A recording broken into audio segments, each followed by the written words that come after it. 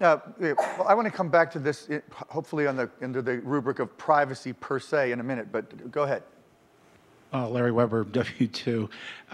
When do you think that the discussion might shift a little in social vis-a-vis big corporations, instead of it going through the marketing door and impacting more, from recruitment to new product development to, you name the category across a corporation, or are they just going to wait, I think it's partially happening already. Obviously on the recruiting side with LinkedIn, et cetera, but it's also part of what I think you see corporations. I was just at a talent workshop in Aspen, and part of what they're thinking about is how do we drive innovation and how do we recruit information and ideas from broader than just our employee set in order to operate. And so the meme is definitely kicking around within the upper echelons. Now, moving from that meme to solid, smart action, I think there's still a gap there, but I think it's in process. I'm going to move quickly. There's a question or comment back here, and then we'll get to the one up here. Go ahead.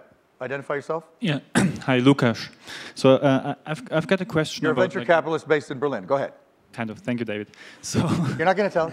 So when you look 5 years ahead, we've heard that there's 3 or 4 digital superpowers, being Google, Facebook, Apple, and Amazon. So when you look 5 years ahead, or around 5 years, what do you think the relevant positions of those players will be? That's a fun one. Yeah, these are always the type of thing you answer specifically. You look like a fool in 5 years. I think all 5 of those companies have enormous staying power. So I think in 5 years they will still be deeply relevant. I think that the questions of, I think that probably what would be most interesting is there will be 1 or 2 additional companies that we're not thinking of today that will be added to the mix. But how the battle lines between, for example, of social will go or what directed commerce will go, I think is hard to predict. Okay, we're going to go quickly over here. Oh, yeah. Steve, wait, she had her hand up first. We'll get to you. Oh, I didn't see. Quentin, did you have it first? I saw her hand first. Go ahead. Yeah. People who haven't spoken are always advantageous. Okay, Katie Fehrenbacher from GigaOM. Google confirmed that it bought Slide this morning, and there's been a lot of talk about Google's social strategy. I wonder if you guys had any words of advice or thoughts on what Google should do in the social arena. I don't represent Google. I think it's interesting you just told us that Google bought Slide and we'll go on, because I didn't know that. It posted already a couple days ago. It was? Well, I've been busy the last couple of days. What can I say? So I saw Fred first, and then we'll go to Steve. Go, Fred. And then go to Quentin, sorry. Hey, guys. Fred Vogelstein, Wired Magazine. There are a bunch of different platforms that are emerging at the moment. And I guess I was hoping you guys could talk about how you sort of... I guess I was hoping you guys could sort of describe each one and sort of how you see them sort of evolving and intersecting. Like what platforms are you referring to? Well, I'm sorry. Android, for example. Well, so I can think of Google Android. I can think of the various people who are providing cloud. I can think of social platforms. I think that's too broad of a question, considering we have 19 seconds left, Fred. But it's an interesting point. It's a great question. It's a good question, and you have to grab them afterwards. Steve. Yeah, if I heard... Reed, if I heard you right, I think you were saying social search is one of the things that might be very interesting to keep an eye on. I'd be curious if each of you might be able to elaborate a bit. That's a great... This could both be search within your user-generated content. There you go. That goes to Katie. It could also be flavored search pan-web using your social graph. I think the flavored search of the web with your social graph is the much more interesting of the two. And a big opportunity? And interesting, yes. Yeah. What do you think, Sean, about that? We're out of time. Take 5 seconds. Come on, say one sentence. Yeah, one sentence. 42, On social search, one sentence out of Sean Parker. I actually don't spend that much time thinking about search. Yeah, right. Okay. I don't. You don't think about social? I think about social, but I don't think about search, and so I rarely put the two together. Okay. What are you spending most of your time thinking about right now? I know you think about a lot of things at once. A whole lot of things.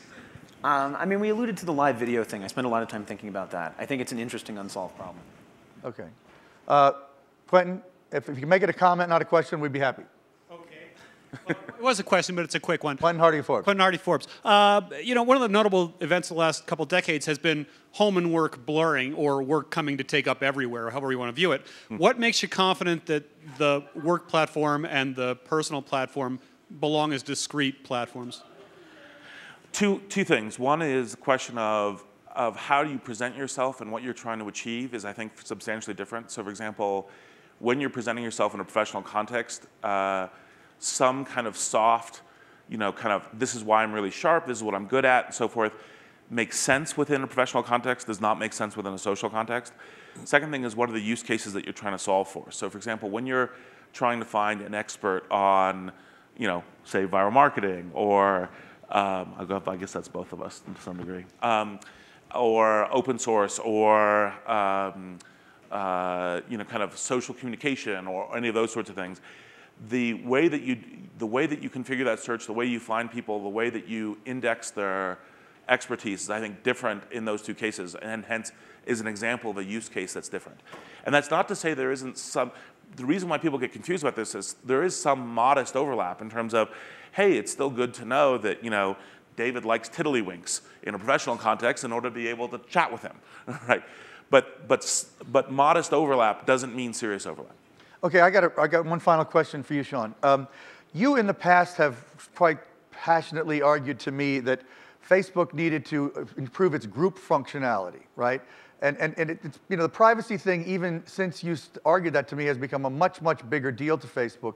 Do you see a better application of groups and ability to categorize people and wall off information from one category of people to another as still a huge deal for Facebook that could help them with the privacy issues? Well, I mean, I think that improving list building and list management is an inevitable direction for social media.